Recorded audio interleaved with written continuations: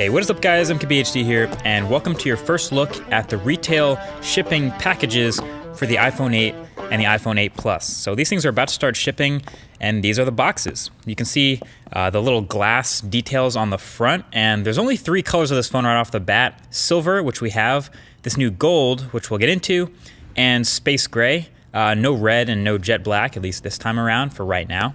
But the small detail you may have noticed, the box for this new gold colored iPhone, which I'll call it like a blush gold, is actually not white. It's an off-white, like the cream color on the back of the phone. So the more you know. But either way, let's dig into the iPhone 8 first. So it's a pure white box, and you get your paperwork up top above the phone, and then the iPhone itself. So pretty much identical to last year.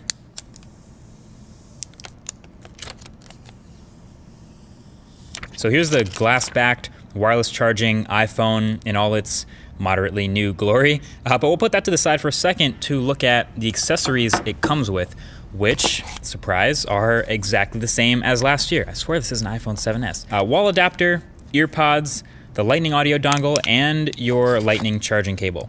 Okay, great. So let's look at this new colored phone. This new gold for the iPhone 8 Plus in its cream-colored box and copper-colored accents and all that, again, has the paperwork on the top, which is actually still white, so not cream. Hopefully you can see that. It's kind of hard to show on camera. But then, of course, you get the iPhone itself. White front again. Both these lighter colored phones have the white front. Only the space gray iPhone 8 has the black front bezels. So long story short, these both look very familiar because they're super similar to last year in design. The glass back is new, obviously, but you have identical dimensions to iPhone 7, so any cases you have from that phone will also work with these. And most of the changes are on the inside in the spec bump, so let's fire this one up. I actually went through the setup process for iOS 11, and it was mostly the same with putting in my SIM card and signing into Wi-Fi and Apple's accounts and all stuff like that. The one thing that was new was True Tone. So you can choose now to turn right on the True Tone color display right out the box or not, which is pretty cool. Of course, you can always adjust that later. So I flew through everything, and once I finished, one of the first apps I wanted to take a look at, like last year, was Geekbench.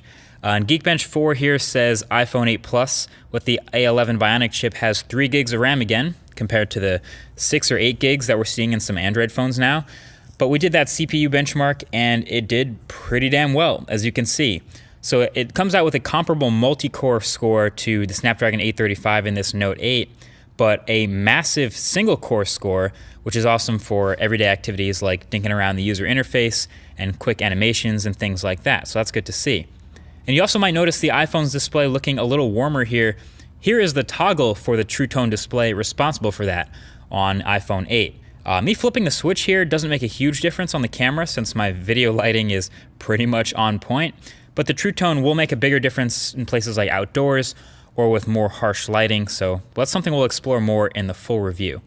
But that's pretty much what's new with the iPhone 8 first experience. I think the best way to appreciate the slightly new design is to have it next to the same color iPhone 7, which you can see had, since it's metal, like a bit more texture to the aluminum back.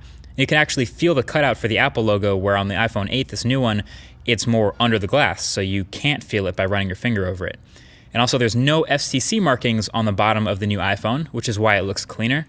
And it's just a bit heavier feeling because glass is, after all, a heavier material than metal. But yeah, I guess what I'm really trying to figure out is this new gold a good color? I mean, I mentioned it in one of the previous videos.